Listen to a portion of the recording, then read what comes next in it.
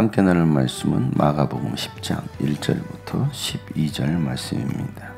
예수께서 거기에서 떠나 유대 지방으로 가셨다가 요단강 건너편으로 가셨다. 무리가 다시 예수께로 모여드니 그는 늘 하시는 대로 다시 그들을 가르치셨다. 바리새파 사람들이 다가와서 예수를 시험하여 물었다. 남편이 아내를 버려도 됩니까? 예수께서 그들에게 대답하셨다. 모세가 너희에게 어떻게 하라고 명령하였느냐? 그들이 말하였다. 이혼 증서를 써주고 아내를 버리는 것을 모세는 허락하였습니다. 그러나 예수께서는 그들에게 말씀하셨다. 모세는 너희의 완악한 마음 때문에 이 계명을 써서 너희에게 준 것이다. 그러나 하나님께서는 창조 때로부터 사람을 남자와 여자로 만드셨다. 그러므로 남자는 부모를 떠나서 자기 아내와 합하여 둘이 한 몸이 된다. 따라서 그들은 이제 둘이 아니라 한 몸이다. 그러므로 하나님이 짝지어 주신 것을 사람이 갈라놓아서는 안 된다. 집에 들어갔을 때에 제자들이 이 말씀을 두고 물었다. 예수께서 그들에게 말씀하셨다. 누구든지 아내를 버리고 다른 여자에게 장가드는 남자는 아내에게 간음을 범하는 것이요, 또 아내가 남편을 버리고 다른 남자와 결혼하면 그 여자는 간음을 하는 것이다.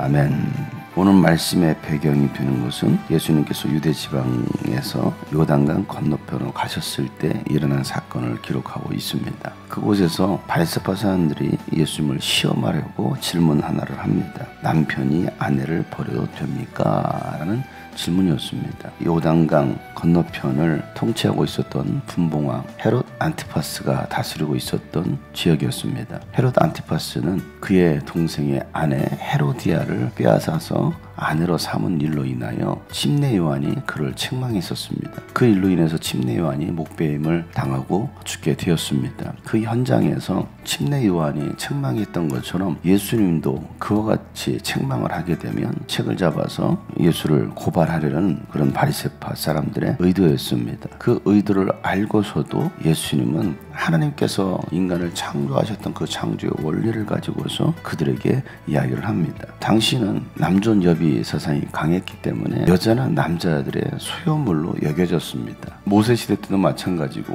수천 년이 지난 예수님 시대에도 마찬가지였습니다. 여자에 대한 존중함이나 인격에 대한 그런 부분들은 전혀 인정되지 못했었고 마치 종처럼 노비처럼 소유물로 여겨졌기 때문에 남자들이 그 여자가 아내가 싫어지면 모세가 명한 대로 이혼 증서를 써주고 아내를 버리면 그만이었던 것입니다. 그런 상황 속에서 예수님은 그들에게 하나님은 남자와 여자를 창조하셨고 둘이 이미 한 몸이다 라는 것을 말씀하십니다. 그리고 하나님께서 짝지어 주신 것을 사람이 갈라놓을 수 없다라고 말씀하십니다. 모세는 그들에게 이혼 증서를 써서 남자가 여자를 버릴 수 있도록 그 증서를 써서 주기만 하면 이혼할 수 있다라고 말씀하셨기 때문에 그 당시에는 누구나 아내를 버릴 수 있는 그런 생각을 가지고 있었던 것입니다. 그런데 그 생각 자체가 인간의 그 악함에서부터 나왔다라는 것을 예수님은 다시 강조하시면서 헤롯 안티파스가 했던 그 행위 자체가 사실은 잘못이라는 것을 지적하는 것입니다. 남자든 여자든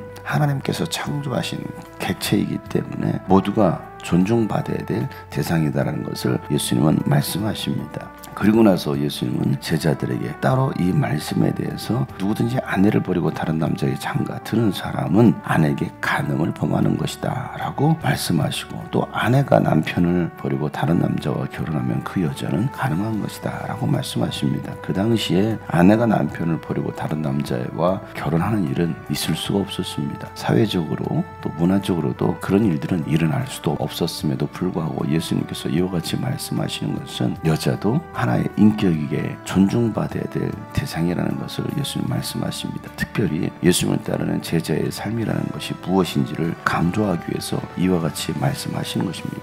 예수님께서 세우시는 그 하나님의 나라는 모두가 사랑받고 또 존중받아야 될 그런 대상이라는 것을 예수님은 강조하면서 창조의 원리에 맞지 않는 부분들을 예수님은 지적하시면서 우리가 세워야 될 가정은 서로 사랑하고 존중하고 서로를 위해서 섬겨야 될 공동체라는 것을 말씀하고 있습니다. 가정이 바로 세워지지 않는데 어떻게 사회와 또 교회 공동체를 세울 수 있겠느냐는 겁니다. 남편이 아내를 사랑하고 또 아내도 남편에게 순종하면서 서로 사랑하며 섬기는 그런 관계로 세워질 때에 우리가 교회 공동체도 건강하게 세울 수 있음을 예수님은 말씀하고 있습니다.